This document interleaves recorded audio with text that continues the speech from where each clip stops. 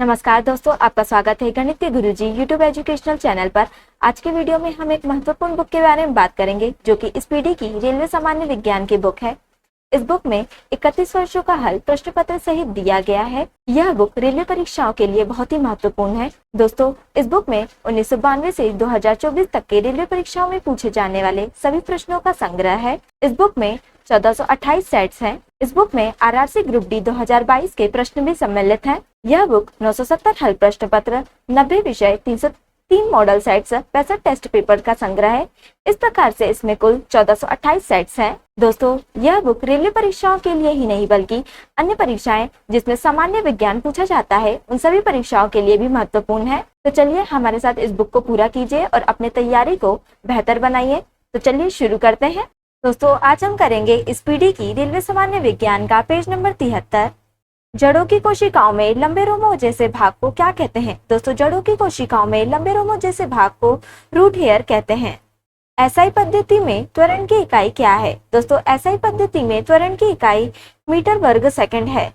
कौन सा अम्ल पानी में घुलने पर H पॉजिटिव आयन प्रदान करता है? दोस्तों, एसिटिक अम्ल पानी में घुलने पर H पॉजिटिव आयन प्रदान करता है।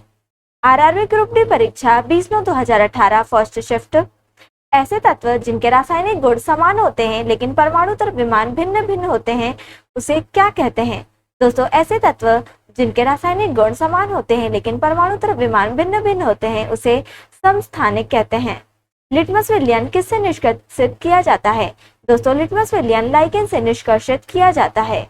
कौन तरल अवस्था में पाई जाने वाली अधातु है? दोस्तों, ब्रोमीन तरल अवस्था में पाई जाने वाली अधातु है।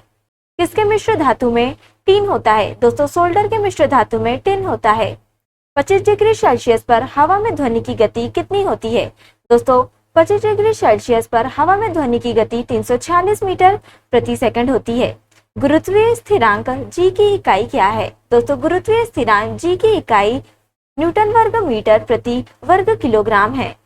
पौधों में फ्लोएम किसके परिवहन के लिए उत्तरदायी है? दोस्तों, पौधों में फ्लोएम भोजन के परिवहन के लिए उत्तरदायी है।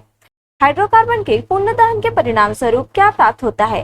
दोस्तों, हाइड्रोकार्बन के पूर्ण दहन के परिणाम स्वरूप CO2 और H2O प्राप्त होता है।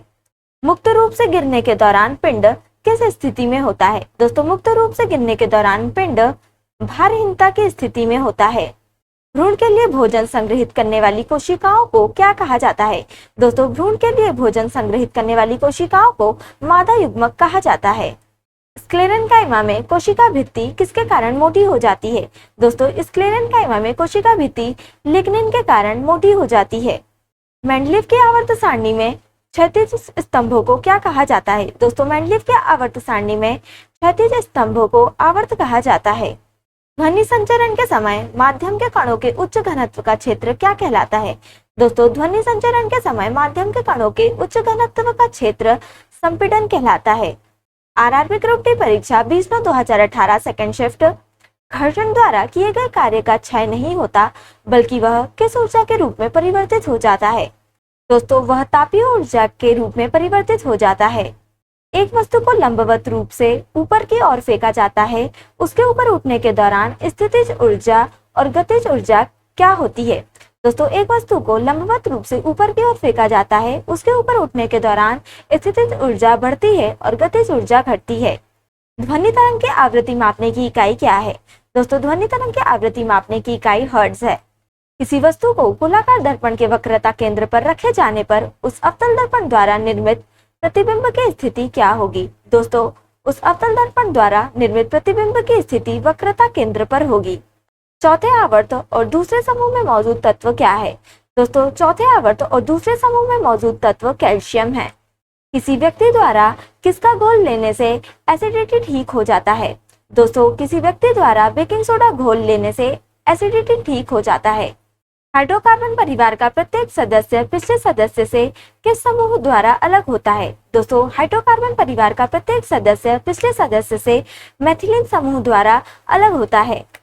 किसको पानी में घोलने पर यह जिप्सम में परिवर्तित हो जाता है? दोस्तों, कैल्शियम सल्फेट हेमीहाइड्रेट को पानी में घोलने पर यह जिप्सम में परिवर्तित हो जाता है।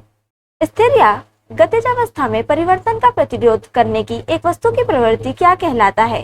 दोस्तों, स्थिर या गतिज अवस्था में परिवर्तन का प्रतिरोध करने की एक वस्तु की प्रवृत्ति जड़त्व कहलाता है। विद्युत ऊर्जा की वाणिज्यिक इकाई क्या है? दोस्तों, विद्युत ऊर्जा की वाणिज्यिक इकाई किलोवाट घंटा है। कौन सा पौधा कायिक प्रवर्धन द्वारा नहीं बढ़ता है? दोस्तों, पपीता कायिक प्रवर्धन द्वारा नहीं बढ़ता है। आरआरबी ग्रुप डी परीक्षा 20/9/2018 थर्ड शिफ्ट कौन एक उभयधर्मी ऑक्साइड है? दोस्तों, Al2O3 एक उभयधर्मी ऑक्साइड है। किसी ऑब्जेक्ट का कौन सा गुण नियत है और स्थान बदलने पर नहीं बदलता है? दोस्तों, किसी ऑब्जेक्ट का द्रव्यमान नियत है और स्थान बदलने पर नहीं बदलता है। कौन सा उत्तक कोशिका विभाजन में सक्षम है? दोस्तों, विभज्योतक उत्तक कोशिका विभाजन में सक्षम है।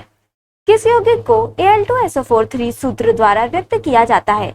दोस्तों, एल्यूमिनियम सल्फेट को Al2SO4 सूत्र द्वारा व्यक्त किया जाता है। फूल के नर प्रजनन भाग को क्या कहा जाता है? दोस्तों, फूल के नर प्रजनन भाग को पुंकेसर कहा जाता है। एक पिकोमीटर किसके बराबर होता है? दोस्तों, एक पिकोमीटर 10⁻12 मीटर के बराबर होता है। जब किसी प्रतिरक्षा बल F को विपरीत दिशा में लगाया जाता है तो दो दिशाओं के बीच का कोण कितना होगा? दोस्तों, जब किसी प्रतिरक्षा बल F को विपरीत दिशा में लगाया जाता है तो दो दिशाओं के बीच का कोण 180 डिग्री होगा। 1 किलोवाट घंटा किसके बराबर है? दोस्तों, 1 किलोवाट घंटा 3.6 × 10⁶ जूल के बराबर है। अलग अलग प्रतिध्वनियों को सुनने के लिए ध्वनि के स्रोत से अवरोध की न्यूनतम दूरी कितनी होनी चाहिए? दोस्तों, अलग अलग प्रतिध्वनियों को सुनने के लिए ध्वनि के स्रोत से अवरोध की न्यूनतम दूरी 17 मीटर होनी चाहिए।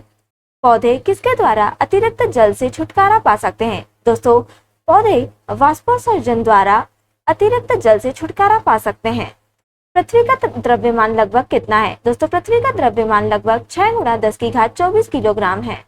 एक दोहरी अपघटन अभिक्रिया के दौरान अभिकारकों के बीच क्या आदान प्रदान किया जाता है? दोस्तों, एक दोहरी अपघटन अभिक्रिया के दौरान अभिकारकों के बीच आयन आदान प्रदान किया जाता है। आरआरबी ग्रुप डी परीक्षा 22/9/2018 फर्स्ट शिफ्ट जीवाश्म ईंधन जलने पर मुक्त कार्बन, नाइट्रोजन और सल्फर के ऑक्साइड क्या कहलाते हैं? दोस्तों, अम्लीय ऑक्साइड कहलाते हैं। गैल्वेनोमीटर किस में प्रयुक्त होता है? दोस्तों, गैल्वेनोमीटर विद्युत धारा की दिशा ज्ञात करने में प्रयुक्त होता है। दो अस्थियां एक दूसरे से किसी अन्य संयोजी उत्तक द्वारा जुड़ी हो सकती हैं, जिसे क्या कहा जाता है? दोस्तों, उसे स्नायु कहा जाता है। परमाणु संख्या 57 वाला तत्व किससे संबंधित होता है? दोस्तों, परमाणु संख्या 57 वाला तत्व डी ब्लॉक से संबंधित होता है। इथेनॉल को इथेन में परिवर्तित करने के लिए डिहाइड्रेटिंग एजेंट के रूप में किसका उपयोग किया जाता है? दोस्तों, इथेनॉल को इथेन में परिवर्तित करने के लिए डिहाइड्रेटिंग एजेंट के रूप में सांद्र सल्फ्यूरिक अम्ल का उपयोग किया जाता है। ओडोमीटर का उपयोग किस लिए किया जाता है? दोस्तों, ओडोमीटर का उपयोग दूरी मापने के लिए किया जाता है। आयरन ट्रीऑक्साइड का रासायनिक सूत्र क्या है? दोस्तों, आयरन ट्रीऑक्साइड का रासायनिक सूत्र Fe2O3 है। 35, 53 और 85 की परमाणु संख्या के तत्व क्या हैं? दोस्तों, 35, 53 और 85 की परमाणु संख्या के तत्व हैलोजन हैं। घर्षण बल कैसे कार्य करता है? दोस्तों, घर्षण बल की दिशा के विपरीत कार्य करता है। किसी वस्तु को मुख्य फोकस पर रखने पर अभिसारी दर्पण द्वारा निर्मित प्रतिबिंब का आकार कैसा होता है? दोस्तों, किसी वस्तु को मुख्य फोकस पर रखने पर अभिसारी दर्पण द्वारा निर्मित प्रतिबिंब का आकार अत्यधिक आवर्धित होता है।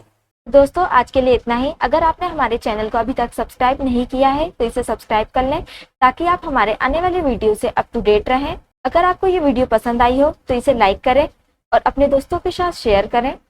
अगर आप इन प्रश्नों की PDF चाहते हैं तो आप हमारे टेलीग्राम चैनल को ज्वाइन कर सकते हैं। टेलीग्राम चैनल की लिंक आपको डिस्क्रिप्शन में मिल जाएगी। अब हम आपसे अगले वीडियो में मिलेंगे, तब तक के लिए धन्यवाद।